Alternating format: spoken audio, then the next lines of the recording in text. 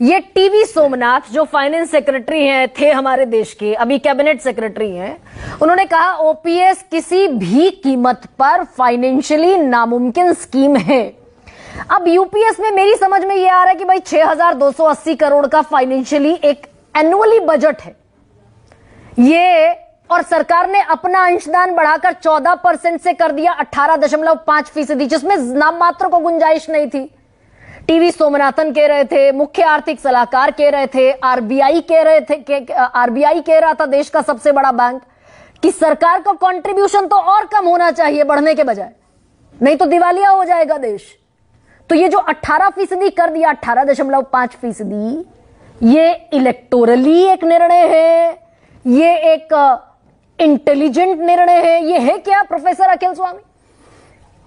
देखिए गरिमा जी, मुझे ये लगता है कि पिछले 10 साल का सबसे बड़ा जुमला है ये यूपीएस, और ये इतना बड़ा धोखा है। अभी शायद खड़गे उनको अभी पता नहीं है, उनको अच्छी राय नहीं मिली है। कल सुबह तक जब कर्मचारी यूनियंस को ये बात समझ में आएगी, इससे बड़ा जुमला आज तक नहीं है, सबसे बड़ा जुमला है ये। इसलिए क्योंकि अगर आज मेरी तनख्वाह 1 लाख रुपए है और उसका 10% मैं अपना कंट्रीब्यूशन देता हूं यूपीएस में, और 25 साल के बाद मुझे 10% पर मंथ देता हूं, और 25 साल के बाद मुझे एक सबसे बड़ी चीज फाइनेंस की होती है, पावर ऑफ कंपाउंडिंग।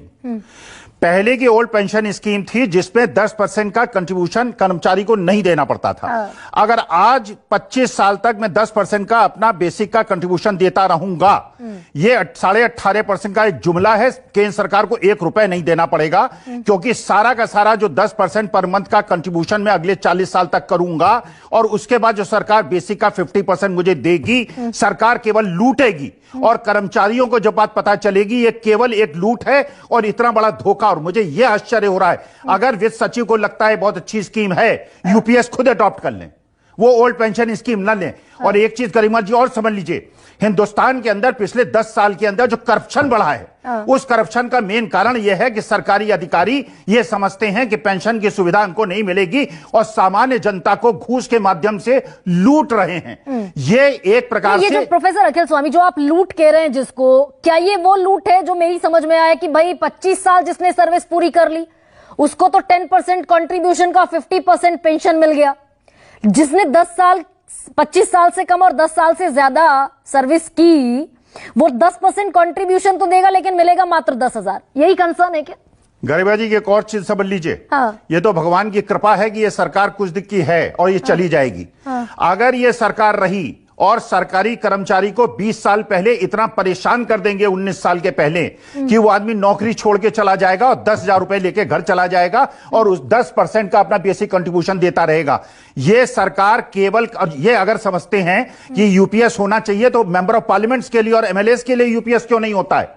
वहां पे तो 5-5, 6-6 पेंशन लेंगे, 14 लाख करोड़ के पूंजीपतियों के ऋण माफ करेंगे, और सरकारी कर्मचारियों के लिए इतना ये बताया जा रहा है कि सरकारी कर्मचारी, अरे सरकारी कर्मचारी ही हैं आज जो मार्केट के अंदर परचेजिंग कर रहे हैं, क्योंकि जो सामान्य जनता है, जो हम जैसे लोग हैं, इनका पैसा ही नहीं है खरीदने के लिए। और ये बेवकूफ बनाया गया है। यूपीएस केवल धोखाधड़ी की स्कीम है और ये कल तक समझ में आ जाएगा। आप देखिएगा, अगर इन्होंने चुनाव के पहले ये स्कीम ला दी होती, 240 नहीं, इनको 40 सीटें मिली होती। अभी लोगों को समझ में नहीं आया है, खड़गे साहब को बात समझ में नहीं आई है। ये नया कानून केवल सरकारी कर्मचारियों को और देश को धोखा देने के लिए है। सरकार कर्मचारी पैसा देगा और वही पैसा 10% के हिसाब से उससे कम इनको देना पड़ेगा 20 साल के बाद, और 20 साल के पहले नौकरी निकाल देंगे उसको, जिससे उसको पेंशन ना मिले। तो फिर कांग्रेस इस पर क्यों गोलमोल ना घोषणा पत्र में ओपीएस लेकर आई? वित्त मंत्री साहब कहते हैं पेंशन स्कीम होनी चाहिए, ओपीएस होनी चाहिए, कोई एनपीएस नहीं, कोई यूपीएस नहीं, केवल ओपीएस। और सरकारी कर्मचारियों को घूस लेने के लिए प्रेरित कर रहे हैं आप। वो केवल घूस ले रहा है, इसीलिए हर जगह घूसखोरी बढ़ी हुई है, क्योंकि उन्हें लगता है पेंशन मिलने लगी तो पैसा इकट्ठा कर लो, ताकत है उनके पास।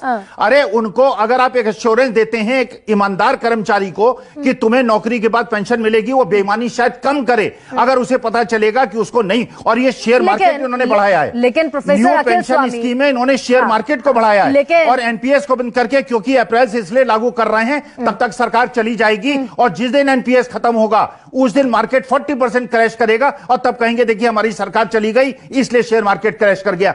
एनपीएस के माध्यम से जो शेयर मार्केट में पैसा फूंका गया है उससे शेयर मार्केट बढ़ा है, क्योंकि कैश फ्लो मार्केट के अंदर बढ़ गया है। यह केवल एक धोखाधड़ी है और इसको कर्मचारियों को, देश की जनता को समझ लेना चाहिए। तो ये तो हुआ यूपीएस का और एनपीएस का खेल, लेकिन प्रोफेसर अखिल स्वामी, अगर देश का सबसे बड़ा bank RBI, reserve bank of India कहता है, अगर मुख्य आर्थिक सलाहकार कहते हैं, अगर हमारे फाइनेंस सेक्रेटरी जैसे बड़े ओहदे पर बैठे हुए सरकारी अधिकारी ये कह रहे हैं कि दिवालिया होने की कगार पर देश खड़ा होगा 2030 में अगर ओपीएस वापस लागू कर दिया, राज्य सरकारें ये लोक लुभावन वादा कर देती है, कर्जे में डूबी हुई है।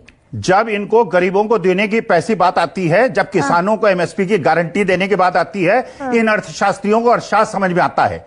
जब ये अग्निवीर स्कीम लाते हैं, गरीब लोगों को 4 साल के बाद नौकरी से निकालते हैं, तब इन्हें अर्थशास्त्र समझ में आता है। और अनिल अंबानी, जिसको सेबी ने 5 साल के लिए बैन किया है, जरा कोठी की फोटो खींच लीजिए, 15 मंजिला मकान है, करोड़पति अरबपति आदमी है, और उसे आपने राफेल का एजेंट बनाया था। आप अमीरों के लिए आपको अर्थशास्त्र समझ में नहीं आता, गरीब और मध्यम वर्ग के लिए अर्थशास्त्र समझ में आता। दोस्तों, यूपीएस पेंशन स्कीम का गजट आने से पहले अर्थशास्त्री अखिल स्वामी जी ने क्लियर कर दिया था कि यूपीएस स्कीम एनपीएस से भी बदतर स्कीम है।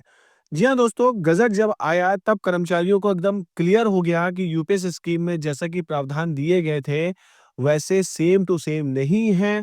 कई चीजें इसमें जैसे कि पहले बताई जा रही थी वैसी इस गजट आने के बाद नहीं है। और सबसे बड़ी बात दोस्तों ये देखिए, हर कोई बोलता चला आ रहा है कि ओपीएस लेने वाले यूपीएस और एनपीएस की बड़ाई कर रहे हैं और उसको अडॉप्ट करने के बारे में बोल रहे हैं। और जैसा कि आपने देखा कि प्रोफेसर अखिल स्वामी जी ने भी ये चीज बोली, कई बार विजय कुमार बंधु जी भी ये चीज बोल चुके हैं, पत्रकार संदीप चौधरी जी, अमिताभ अग्निहोत्री जी, ये सारे लोग कई बार बोल चुके हैं कि अगर ये स्कीम इतनी अच्छी है तो फिर सबसे पहले जो ओपीएस ले रहे हैं उन पर ये स्कीम क्यों नहीं लागू करवाई जाती है।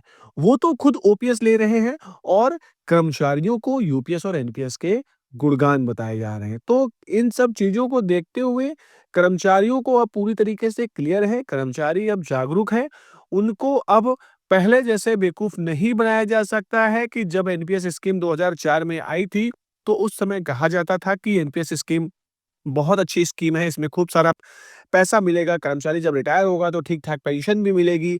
लेकिन जैसे-जैसे सोशल मीडिया का दौर बढ़ता गया, लोग जागरूक होते गए, तो फिर उनको ये समझ में आने लगा कि सच में एनपीएस स्कीम तो बद से बदतर है। और उसको देखते-देखते अब यूपीएस स्कीम भी सरकार लेकर आई है, जो कि बिल्कुल भी सही नहीं है कर्मचारियों के हिसाब से। अब देखना बाकी ये है कि कर्मचारी क्या करते हैं। 1 मई को जंतर मंतर में एक विशाल रैली का आयोजन करना है। होता क्या है आपके सामने मैं खबर लेकर आता रहूंगा। तो फिलहाल खबर यही थी। मेरे द्वारा दी गई जानकारी अच्छी लगी है तो प्लीज वीडियो को लाइक करिए, शेयर कीजिए, कमेंट करिए।